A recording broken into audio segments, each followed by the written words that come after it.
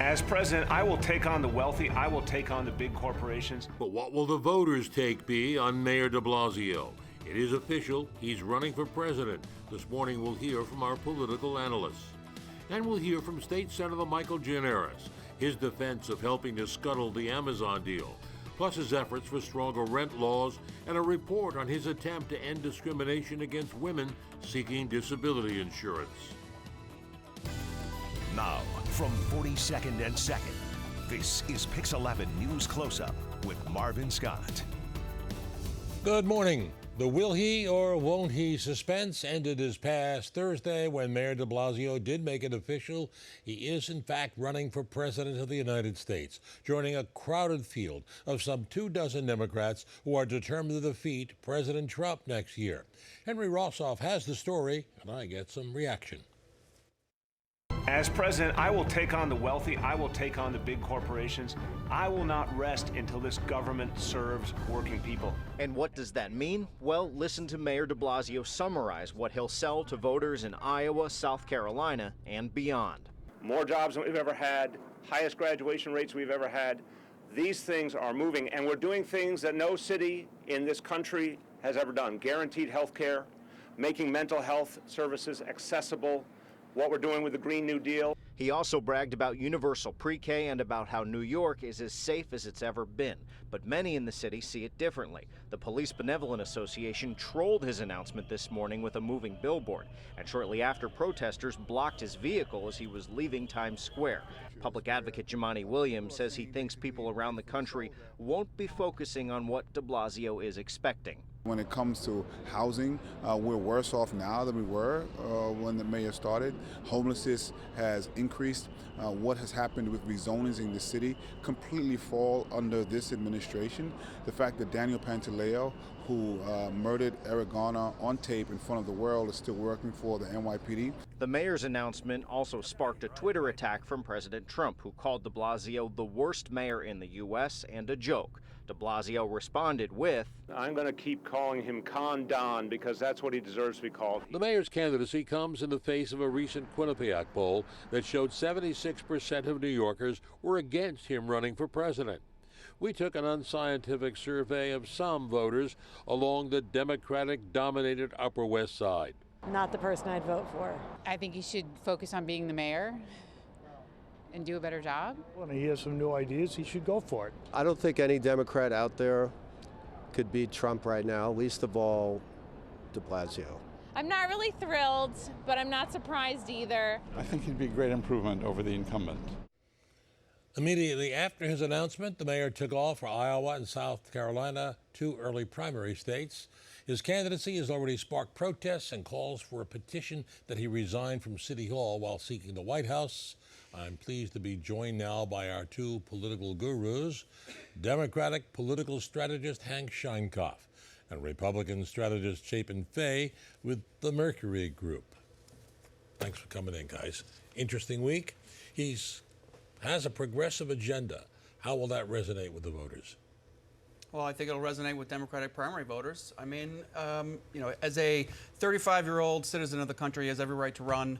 I think he should run and throw his hat in the ring. What else is he going to do? And I think, this presidential election on the Democratic side is going to be a race to the left. We've already seen that. And, he will take up the mantle of progressive issues, and I think he has every right to do that. Do I think he, and as a New Yorker, I would like to say, I'd like to think that the mayor of New York City has a little bit more qualifications than the mayor of South Bend to run for president. That being said, I think the state of New York City is a disgrace, and I think that, as he runs around talking about his so-called accomplishments, crime is rising. People living in NYCHA houses are living in squalor and are getting lead poisoning. Homelessness is out of control. Ethics and transparency in government is at the worst it's been in decades, and I think he's going to have a real hard time telling voters to vote for him for those reasons. Do you find any positives? There's some positives here. I think people who underrate this fellow are exactly wrong. Both races he won citywide, he was not supposed to win. He was always the underdog. Two, this is what he knows how to do, and he's very good at it. Running campaigns and being a strategist. He's a lousy mayor, maybe, some might feel, but he's good at this. And the third thing, he has real accomplishments, whether we like him or not. Whether we like him or not. universal pre-K is a very big deal for people. And it's a great issue for the left and the center and the Democratic Party. And frankly, one last thing. Hey, both parties are in serious trouble.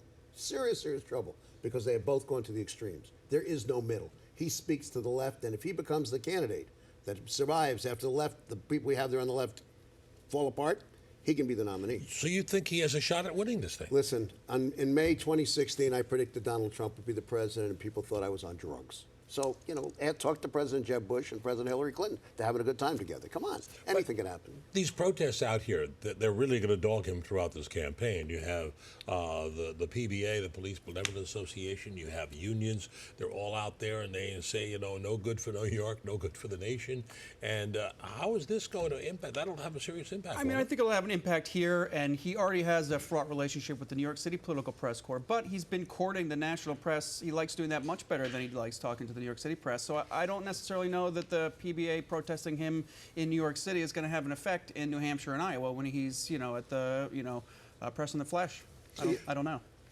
John Lindsay and Mayor Giuliani, they tried running for the president. No New York mayor who has ever attempted to run for president has succeeded.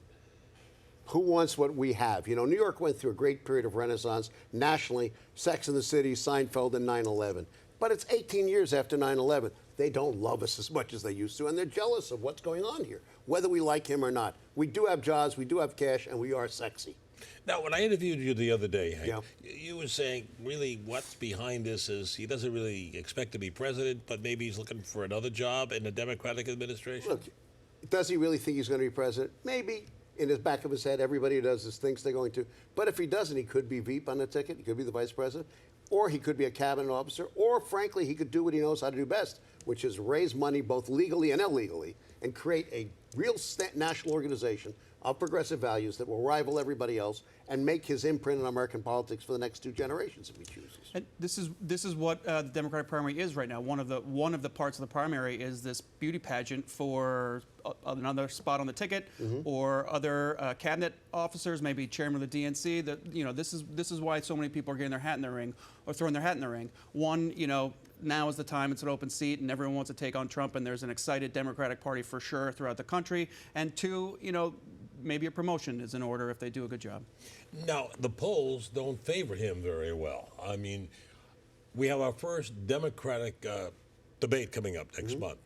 Do you expect he will qualify unless he has some surge in popularity? What's the requirement, a point? I think you need 1%. He'll get that 1%. He'll get the 1%?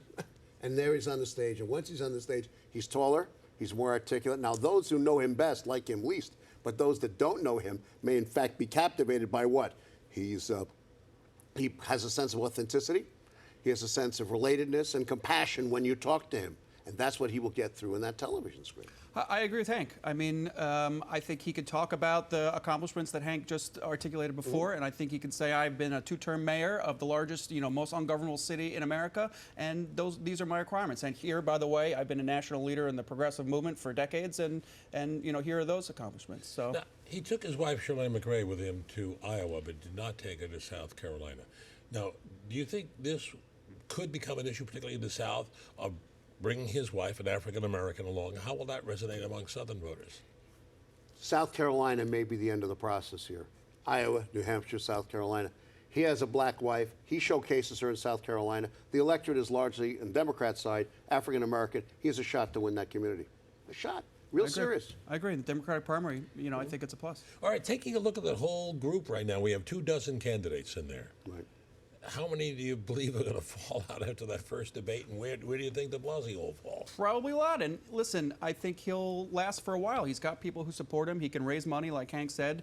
He can articulate his vision of a progressive America fairly well. I think he will. I don't think he'll be among the first tier of people who fall out. I think he'll remain in at least till the middle of the race. Who knows what's going to happen? Again, our politics have become completely unpredictable and very chaotic, and we don't know what's going to happen. We do know one thing. Don't count this guy out. That's a mistake. The other thing is he is very Trump-like. He's been compared to Trump very often. I mean, he gets prickly around the press. He says what he says, whether it's, facts or alternative facts, and he is very Trump-like. Marvin, just remember, the Republicans are here, the Democrats are here. that great midpoint, well, Trump can't get it, but a Democrat who can speak to some of those values can, and that is the difference. I disagree on Trump, and I disagree that Bill de Blasio is going to get the middle. Well, I mean, I'm that's not saying that's not what he's fighting What I'm for. saying is there is no middle. Right. Okay. That's the point. That's fine. Interesting discussion, interesting debate. I'm sure we'll be talking about this much more in the months to come. Chapin Fay, Hank Sheinkopf, always a pleasure. Thanks for joining us. We'll take a break, Mark. come back. We'll be talking with State Senator Mike Gianaris. Stay with us.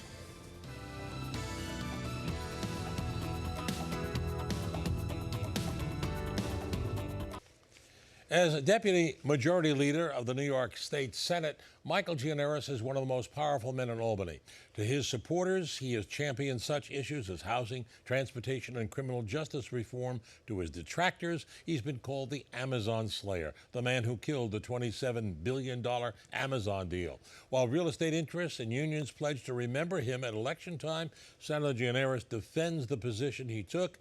Good to welcome back to Pix 11 News Close-Up, Michael Gianaris. Thanks Good for to have having you. me, Marvin. All right, so let's talk about let's start off talking about Amazon. Sure. You have many detractors. People said you killed an opportunity for 25,000 jobs and an average salary $150,000 a year. If you believe all of that, which is what Amazon was representing was going to happen, their history in other locations, Seattle most notably, has been one of broken promises. They just moved thousands of jobs out of Seattle to a neighboring city because they weren't happy with the politics of that city council. And that's the real problem with them.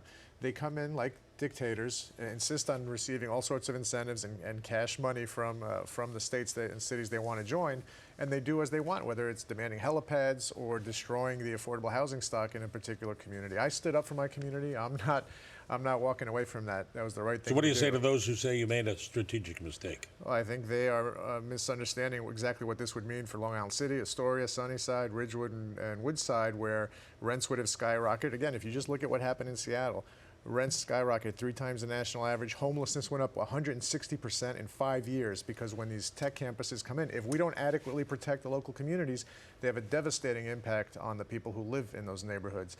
Last thing we want to do is encourage a situation where people are being driven out of their homes faster than they already are. Long Island City is one of the fastest gentrifying neighborhoods in all of New York right now. And all we said was, let's look at this responsibly. In Seattle, Microsoft is giving $500 million to create affordable housing in Seattle because they realize the problem that big tech is creating.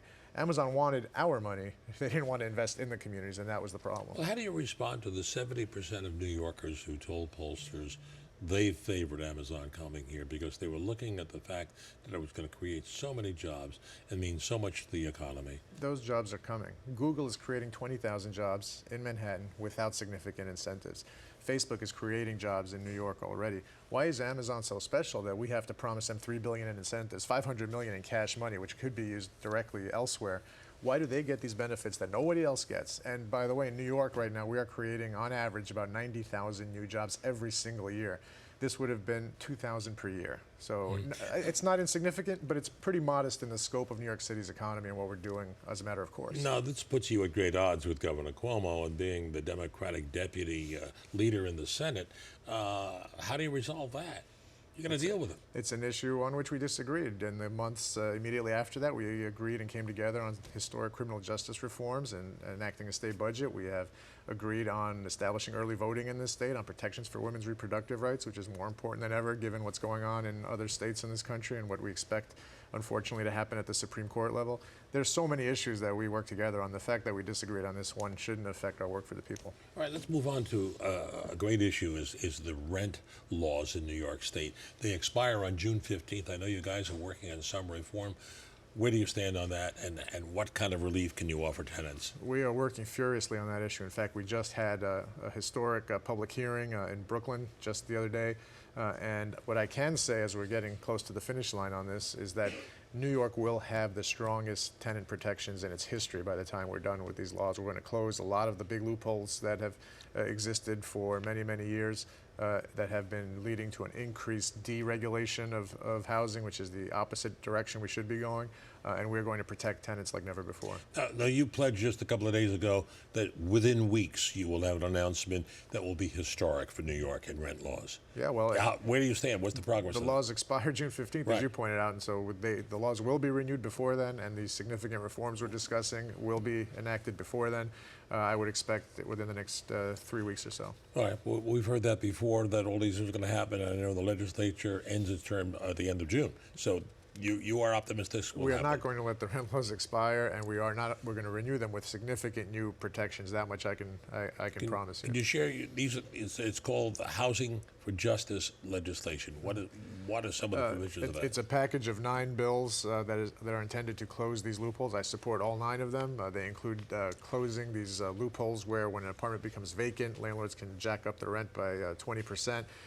This whole system of preferential rents, which are used to abuse tenants, will hopefully be dealt with. I carry legislation to eliminate the MCI program, which is perhaps the most abused of all these loopholes, where developers will come in, engage in renovations to these buildings, and then tack on that cost back to the tenants in their rent. Right. It was the New York Times exposed that one of the biggest abusers of this was no one other than Donald Trump himself, who was creating fraudulent invoices to justify rent increases, because all of these things are geared towards getting the rent to a place that's high enough that justifies decontrol.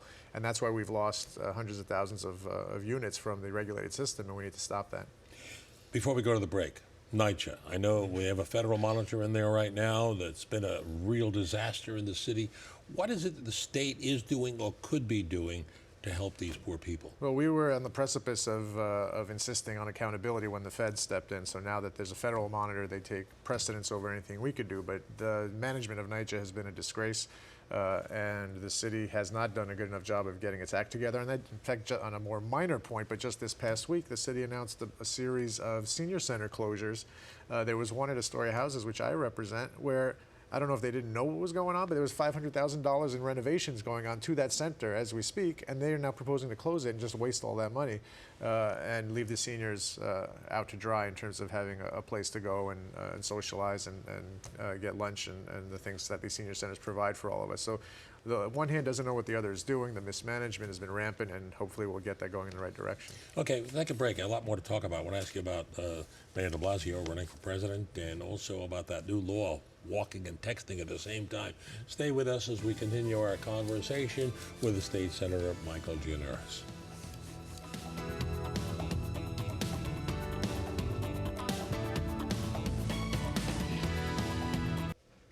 Back now with Senator Michael Gianaris. He's the Deputy Majority Leader of the State Senate up in Albany. Let's talk politics for a moment. Mayor de Blasio announced he's running for president. Your spin on that? It's a democracy. It's his right to do so. There's so many candidates running that I would think anyone has a puncher's chance in that race. And the tabloids like to have fun with him, but the fact is New York City is doing very well. The economy is humming. Crime remains low. So by the normal metrics, he's been a successful mayor, and I don't see why he shouldn't. If he feels he wants to go make his case, let him go make his case to the public. Think he's got a shot at winning? With this many candidates, it's too early to say who has a shot or who doesn't. Anybody has a shot when there's 25 candidates running. Okay, let me turn to something else. We're talking about a presidential race coming up next year, but we're also talking about something. Voting procedures are changing in New York as a result of something the legislature did, where people in New York are going to be able to vote before Election Day. That's right. It's a historic package of election reforms that we enacted on our very first day of the session in January. And the voters in New York will be feeling and experiencing it for the first time in November. We have a primary in June, but there wasn't enough time to get it in place for then. But in November, there will be a 9-day period before Election Day where people can go to designated sites and vote. If they can't make it on Tuesday, normal election day, they're busy, they're babysitting, they have to work, whatever the reason might be, they can now go for a 9-day period leading up to that and cast their votes. Now, one of the problems we've had is the Board of Elections in implementing this new law has not designated enough sites, in my opinion, to make the early voting as successful as it can be. For example, in Queens, where I represent, there are 2.3 million people, and they only pick 7 sites in all of Queens for early voting. So we're trying to work with them to increase the numbers. The mayor, to his credit, has offered $75 million to fund additional sites. and I hope the board takes advantage Now, of this that. is something many other states do, and this will reduce the long lines on Election Day. Exactly, yeah. So this is a positive step. Yeah, we've experienced these lines and the problems with lines on the normal election days for years now, and this will alleviate that burden because you don't just have one day where people get to vote, you could spread it out over a 9-day period. Senator, I have to ask you about this because just about a week ago, the Senate passed a bill that authorizes the release of statewide tax returns of anyone. One would think this targets President Trump, but he is not named in there. But wasn't he behind the implementation or the passage of this bill? Well, just to be clear, what the bill does is it would authorize New York State Department of Tax and Finance to respond to a congressional inquiry for someone's tax returns. So that means you could release Donald Trump's returns. Yeah, because he happens to be a New Yorker, unfortunately some of us would say, but because he happens to be a New Yorker, we have his state tax returns here. So if the Federal Department of Treasury does not want to release his federal tax returns when Congress asks for them, we have the ability to authorize the state tax returns to be given to Congress so they could provide their proper constitutional duty of oversight of the executive branch. There's some dangerous things going on in Washington as it relates to checks and balances. And when we start tinkering with the different branches of government's ability to provide oversight over each other, we're going in a very bad direction. We have the ability in New York, the unique ability, to do something to help that along, and I'm glad we did that. But in all honesty, isn't this, even though his name is not attached to this bill, it was aimed at targeting President Trump? Well, this is the issue that raised it to a matter of public consciousness. We haven't really had, as far as I know, someone refuse to comply with a congressional request. Normally, as a matter of course, the IRS would provide this information to House committees, and in this case, they were denying the request, and so we do have the obligation to do something. Now, it's passed the Senate. Has it passed both houses? It's passed the Senate. The Assembly is considering it, and through public reports, it seems that they're favorably inclined. They just haven't passed it yet. And the governor is itching to sign it. The governor has indicated he would sign it. Okay. Let's move on to a couple other things. I know it's been on hold. We've been talking and hearing about it long enough, about the legalization of recreational marijuana. It's kind of stalled up in Albany. Where does that stand?